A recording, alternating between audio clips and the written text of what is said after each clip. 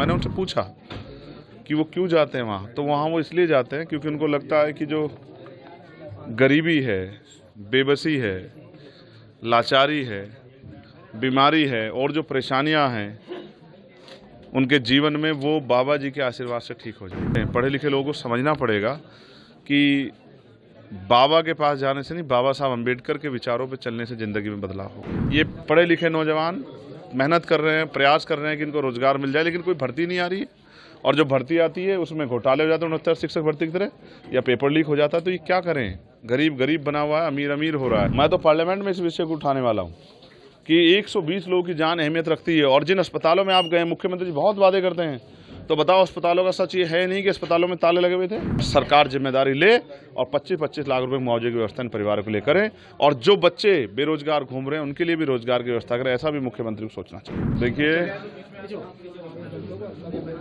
मैं चाहता था कि थोड़ा सा माहौल अच्छा हो जाए, इसलिए अच्छा हो जाए कि जो परिवार दुख में है और उनके परिवारों का जो आना जाना लगा रहता है, जो एक तरह का हमारे यहाँ संस्कार व्यवहार है, उससे वो लोग उबर जाएं। लेकिन ये सच में बहुत तकलीफ दे, और मैं आपको स्पष्ट रूप से कहना चाहता हूँ, मैंने उनसे पूछा कि वो क्यों जाते हैं वहाँ, तो वहाँ वो इसलिए जाते हैं क्योंकि उनको लगता है कि जो गरीबी है, बेबसी है, लाचारी है, बीमारी है और जो परेशानियाँ हैं उनके जीवन में, वो बाबा जी के आशीर्वाद से ठीक हो जाएंगी, इसलिए जाते हैं वो लोग। अगर उनको एक बार एहसास हो जाए कि ठीक नहीं होगी, उनकी जान जा सकती, तो कभी ना जाएं।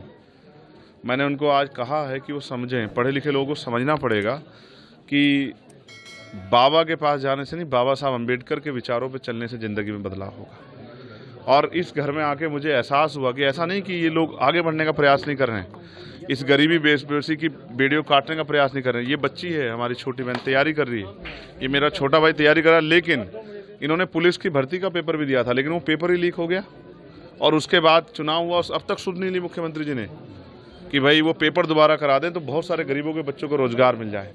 ये पढ़े लिखे नौजवान मेहनत कर रहे हैं, प्रयास कर रहे हैं कि इनको रोजगार मिल जाए, लेकिन कोई भर्ती नहीं आ रही है, और जो भर्ती आती है उसमें घोटाले हो जाते हैं 69 शिक्षक भर्ती की तरह, या पेपर लीक हो जाता है। तो ये क्या करें? गरीब गरीब बना हुआ है, अमीर अमीर हो रहा है। देश में जो हो रहा है वो किसी छिपावा नहीं। अब आपकी तरफ से क्या आश्वासन? मैंने उनको विश्वास दिलाया कि जो अभी सत्ता में जो बैठे लोग हैं उनको ये सोचना चाहिए कि 2 लाख 4 लाख रुपए में नहीं होता। इस परिवार जहाँ मैं बैठा हूँ, इसकी 5 बेटियाँ हैं, और उसकी जिम्मेदारी और 5-6 बहनों की है।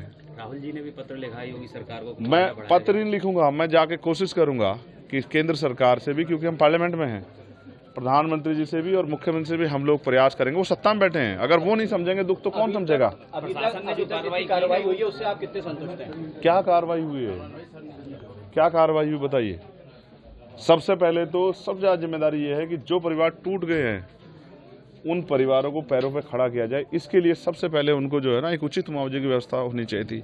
और जो उस हालात में नहीं है, जिनके घर से इस तरह की समस्या हो गई है कि कमाने वाला, या जो, क्योंकि वो भी अपना घर चलाने के लिए मेहनत करती थी, तो उनके बारे में सरकार सोचे, उनके लिए व्यवस्था है। जिन पर ज़मीन नहीं उनको ज़मीन दे, जिनके घर में और पेंशन की व्यवस्था करा सकते पेंशन की व्यवस्था कराए। उन परिवारों को अकेला ना छोड़े, ये सरकार की जिम्मेदारी। मैं तो कहता हूँ सरकार 25-25 लाख रुपए का मुआवजा इन परिवारों को दे। क्या लगता है बाबा पे भी एफआईआर होनी चाहिए? सिर्फ बाबा पे नहीं, हर उस व्यक्ति पे जो इस घटनाक्रम में शामिल हो। सबसे पहले इसकी सीबीआई जांच होनी चाहिए। तो बाबा की अरेस्टिंग होनी चाहिए या नहीं? मुकदमा तो लिखवा दो, प्रशासन की, पुलिस की, पत्रकार। सरकार क्यों बच रही है? क्यों सरकार मुकदमा लिखने की किसी और की जरूरत है क्या? बताओ ना। सबका साथ सबका विकास की बात करने वाली इतनी बड़ी घटना पे चुप्पी सरकार की, क्या समझ आता है? अपोजिशन पार्टियां भी कहीं ना कहीं बाबा के नाम लेने से बच रही हैं। नहीं, हमें किससे बचने की जरूरत नहीं है। मैं ये कह रहा हूँ कि जांच हो, जो दोषी हो उस पर सख्त कार्रवाई हो, और अगर भविष्य में कोई भी ऐसा हो, किसी भी धर्म का हो, तो शासन प्रशासन आंख बंद करके घरों कमरे अपने दफ्तरों में ना बैठे।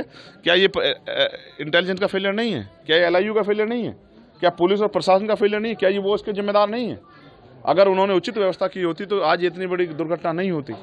तो मैं ये कहता हूँ FIR भी दर्ज हो और जांच हो कि ये किस तरह से हुआ, और जिन अधिकारियों की लापरवाही उन पर भी कार्रवाई हो। क्योंकि अगर आयोजनों में, इस तरह के आयोजनों में लापरवाही बढ़ती जाएंगी तो फिर इसका खामियाजा ऐसे ही मौत के तांडव के साथ जनता को भुगतना पड़े। सांसद, इसकी न्यायिक आयोग जांच कर रहा है, आप सभी परिवारों से मिलने, पीड़ित परिवारों से, क्या आप भी पक्ष रखेंगे इनका मजबूती से? बिल्कुल रखूंगा। मैं तो पार्लियामेंट में इस विषय को उठाने वाला हूँ कि 120 लोगों की जान अहमियत रखती है। और जिन अस्पतालों में आप गए, मुख्यमंत्री जी बहुत वादे करते हैं, तो बताओ अस्पतालों का सच ये है नहीं कि अस्पतालों में ताले लगे हुए थे और नहीं थी कोई डॉक्टर, ना कोई व्यवस्था, ना कोई दवाई? ये सच है या नहीं है? इसको भी स्वीकार करने की हिम्मत जुटाए मुख्यमंत्री, या बस पीठ थपथपा के काम चल जाएगा, केंद्र स्टेट की पीठ थपथपा, स्टेट केंद्र के बारे में वाहवाही कर देगा। सच बताओ कि अच्छे अस्पताल नहीं है, अच्छे इलाज की व्यवस्था नहीं है, प्रशासन एडमिनिस्ट्रेशन का और पुलिस का फेलियर है, और सरकार जिम्मेदारी ले और 25-25 लाख रुपए मुआवजे की व्यवस्था इन परिवारों के लिए करे, और जो बच्चे बेरोजगार घूम रहे हैं उनके लिए भी रोजगार की व्यवस्था करें। ऐसा भी मुख्यमंत्री को सोचना चाहिए।